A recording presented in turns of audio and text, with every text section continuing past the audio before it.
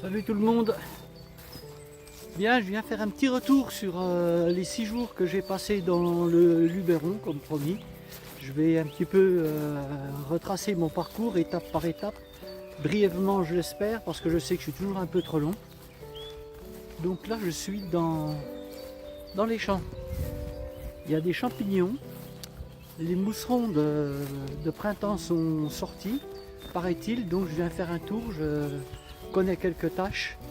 Et je viens voir si effectivement les champignons sont là. Alors déjà j'ai appris que on ne disait pas le Luberon mais le Luberon. Voilà. Pas comme je l'ai pu l'écrire avec un accent où j'ai pu le prononcer dans mes vidéos. Je m'étais fixé 10 jours pour réaliser mon périple et finalement j'en ai mis que 6 parce que j'ai fait des plus grosses étapes que prévu en fait. Comme lors de ma GTJ, ma grande traversée du Jura, où j'avais gagné du temps sur mes étapes aussi en les rallongeant. Pourquoi je suis allé dans le Luberon? Parce que je suis allé chercher le soleil. Ma dernière expérience dans le Haut-Doubs, là sur le premier plateau, m'avait frustré un petit peu puisque j'avais pris la pluie le lendemain matin, j'ai remballé la tente avec un temps épouvantable, j'avais l'onglet, je devais passer plusieurs jours, finalement j'ai passé qu'une nuit. Donc démarrer ma première étape à l'abbaye de Sénanque, très belle abbaye. Donc ma boucle de Sénanque à Sénanque. Allez, je vais arrêter de blablater, passons à la première étape.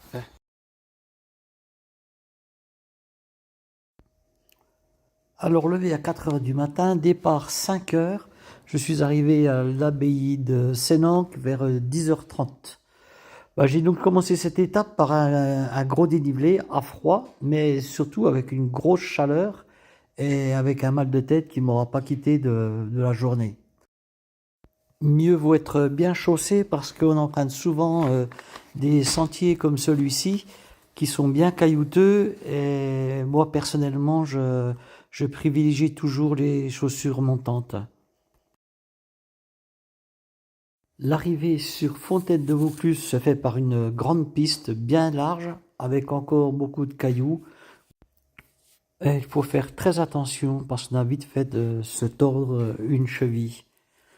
Alors je n'avais pas prévu de rentrer dans Fontaine de Vaucluse, mais je ne regrette pas mon choix, même si j'ai fait des kilomètres en plus, parce que c'était juste grandiose quoi.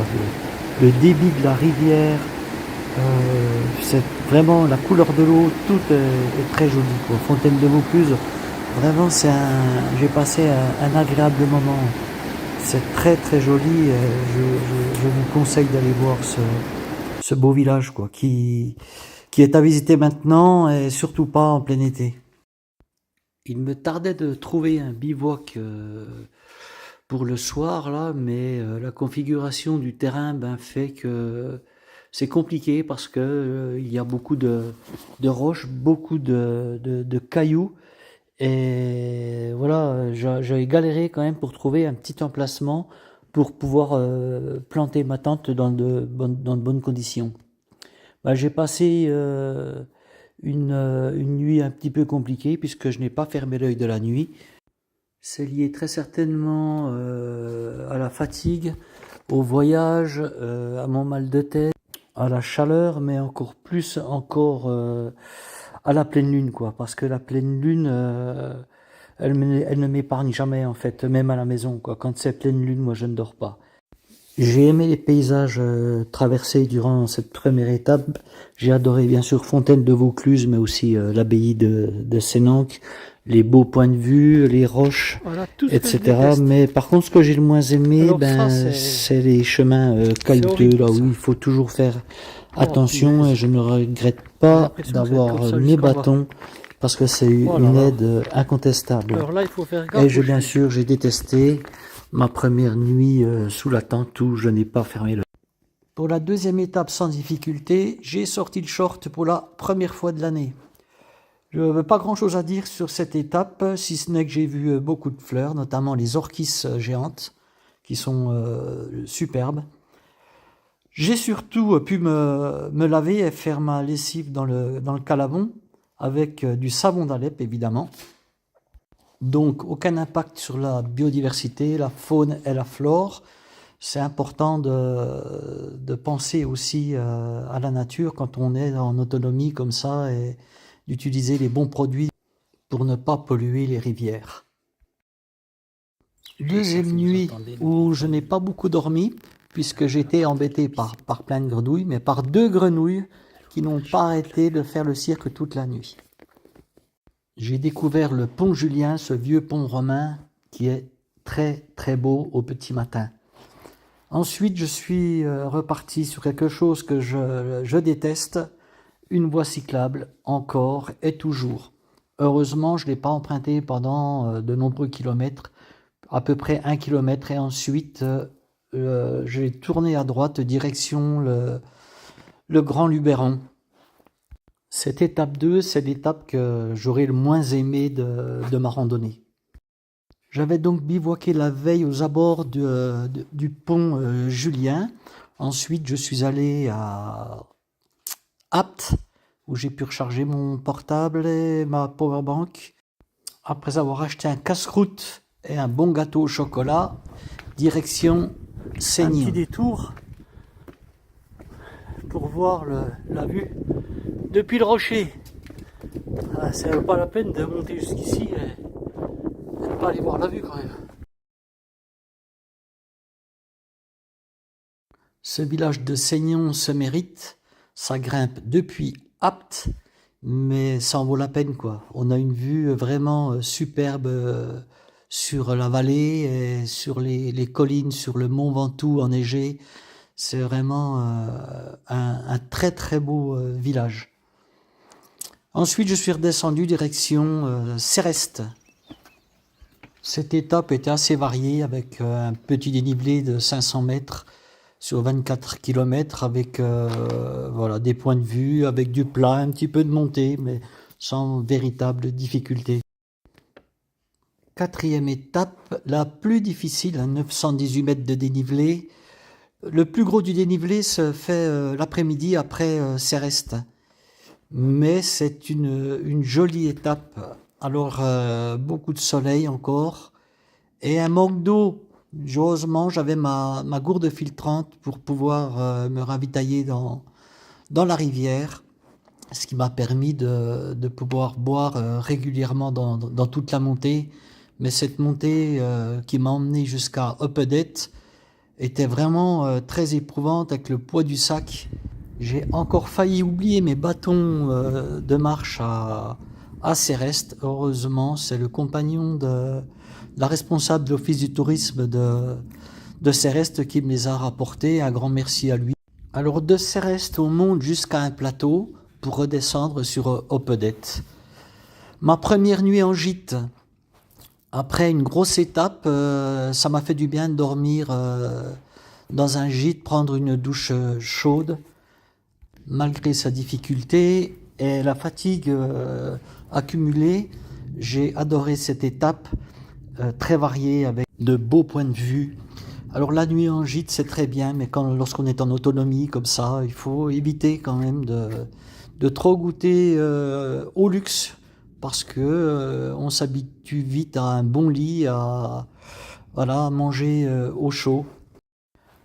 Et ensuite, quand il faut bivouaquer sous la tente, si les conditions sont bonnes, ça va. Mais s'il pleut, etc., s'il fait pas bon, c'est vraiment très compliqué après. C'est pour ça que, voilà, de temps en temps, oui, mais il faut surtout pas en abuser.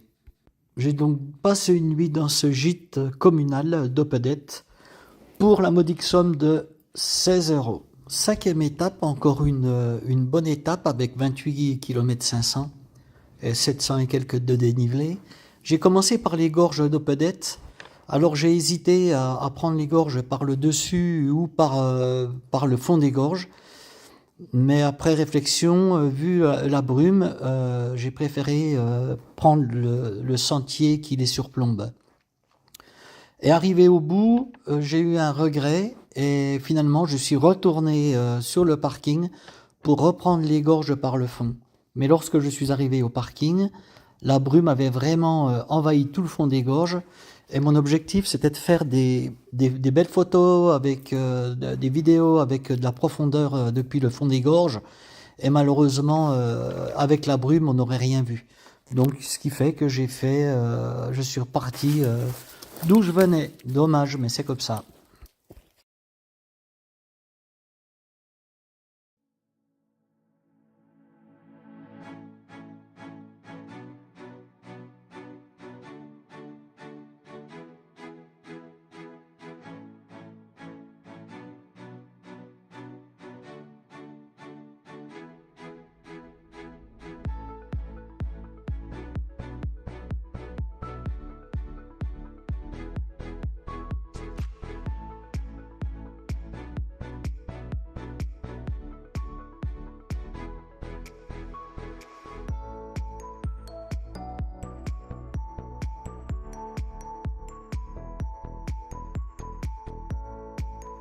Durant cette étape, j'ai vraiment pris le temps de flâner, de m'arrêter, de me reposer, de contempler. C'est vraiment une étape voilà, une étape de transition en fait. L'arrivée sur Rustrel est le Colorado provençal. Un enchantement par la diversité des couleurs. Alors faites attention, il ne faut pas trop s'approcher des falaises d'ocre car c'est très friable et on peut vite tomber. Moi j'ai vu des morceaux s'ébouler quoi. Donc ne pas trop s'approcher. Enfin je rencontre ma première randonneuse avec un âne en semi-autonomie comme moi.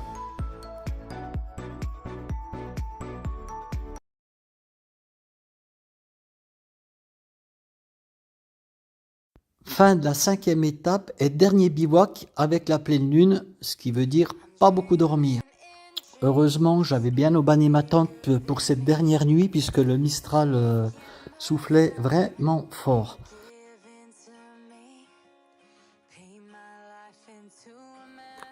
Dernière étape, dernier jour, au risque de me répéter, toujours de jolis paysages avec un mix de petites routes, de chemins caillouteux, de beaux petits sentiers, de grandes pistes bien larges, d'un soleil toujours généreux malgré un Mistral bien frais, pour ne pas dire froid. Belle surprise en tout cas avec le village de Roussillon et de Gordes, même si je les connaissais, à pied c'est différent.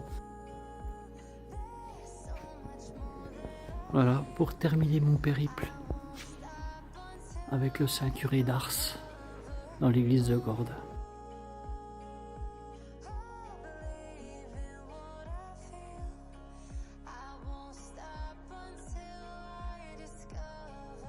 Et voilà, j'arrive à l'abbaye de Sénanque. J'espère que je vais pouvoir retrouver ma voiture. Regardez, ils sont en train de restaurer toute l'abbaye en partenariat avec l'auto, là, vous savez, de Stéphane Bern, pour les restaurations de patrimoine. Elle est magnifique. Alors voilà la boucle que j'ai réalisée durant 6 jours de marche. 160 km, 3700 mètres de dénivelé. Voilà, en passant parmi les plus beaux villages de France. Un paysage et un décor fabuleux, une région magnifique. Je ne regrette pas d'avoir choisi le Luberon pour ces 6 jours de randonnée.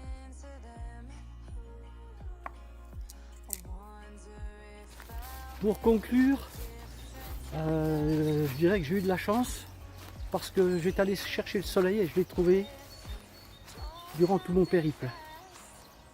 Ce que j'ai adoré, bien sûr l'abbaye de Sénanque qui est splendide, mais aussi Gordes, Roussillon, Seignon, ces beaux villages, Fontaine de Vaucluse bien sûr aussi également. Gordes aussi avec cette vue depuis Gordes, là c'est splendide. Ce que j'ai le moins aimé, c'est ces grandes portions de bitume sur les pistes cyclables, sur la piste cyclable, quand même pas mal de portions de goudron, de petites routes également. Des chemins quand même un petit peu compliqués avec des gros cailloux là où il faut faire très attention. Mais voilà, globalement je suis hyper satisfait, hyper content de mon périple. Lorsqu'on est en bivouac comme ça, seul forcément, on va vers les autres et on discute. J'ai fait de très belles rencontres, des gens formidables. J'ai rencontré des camping-caristes vers qui je suis allé prendre le café, ils m'ont invité à prendre le café, ils m'ont donné du chocolat. Je suis resté 1h30 vers eux, j'ai pu brancher mon portable, etc. J'ai rencontré aussi également cette jeune fille là, qui, avec son camion, parcourt les petits villages pour approvisionner les gens qui ne vont pas redescendre à Apt dans les grands magasins. Elle a été très gentille, je lui ai acheté une pomme, une saucisse et à 16h elle m'a offert une banane pour mon 4 heures comme elle m'a dit, donc j'ai trouvé ça fantastique. Je lui ai acheté une pomme à 50 centimes et elle m'a donné une banane en plus, quoi. Pour les gens de l'office du tourisme d'Apt, de Céreste, très gentil également, vers qui je suis allé pour recharger mes appareils. Aussi à ce jeune couple à Opedette qui m'a donné une serviette de bain, un savon, un briquet que j'avais perdu le long du chemin. Super petit couple, vraiment très gentil, avec qui j'ai échangé un moment. Des gens vraiment bien. Je voudrais pas oublier aussi la patronne du café hôtel restaurant à Saint-Saturnin-les-Aptes de Saint-Hubert, avec qui je suis resté aussi un petit moment, très sympathique. Si vous avez l'occasion d'aller à Saint-Saturnin-les-Aptes, en plus c'est très joli, allez boire un coup là, dans ce bar à l'ancienne un petit peu, où il y a une atmosphère particulière. Ce que j'aime dans ce genre d'établissement, c'est pas impersonnel, quoi. C'est quelque chose qui est vraiment très très bien. J'ai rencontré aussi en redescendant sur l'abbaye de Sénanque, j'ai rencontré ces 4 dames avec qui j'ai discuté aussi à un moment. Le dernier kilomètre que j'ai fait avec un monsieur et 2 dames, avec qui j'ai bien parlé également. Voilà, j'oublie certainement du monde, mais voilà, j'ai rencontré que de belles personnes, quoi, durant mon périple. J'ai trouvé des champignons qui sont bons quand ils sont jeunes, des coprins. Surtout ne pas boire d'alcool avec les coprins. Mais par contre, c'est pas ce que je recherche. Voilà, c'est terminé. Maintenant, si vous voulez suivre mes aventures, eh ben, vous savez ce qu'il vous reste à faire. C'est s'abonner. Voilà, ma chaîne Rando Roberto. On actionne la petite cloche, comme ça on est averti quand il y a une vidéo qui est en ligne. Allez, ciao. Et puis n'oubliez pas, Rando Roberto.